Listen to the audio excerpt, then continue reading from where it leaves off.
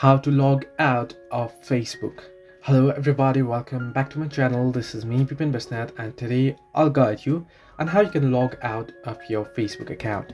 Now, logging out on Facebook is quite simple. However, if you are confused and don't know how to do so, let me guide you through.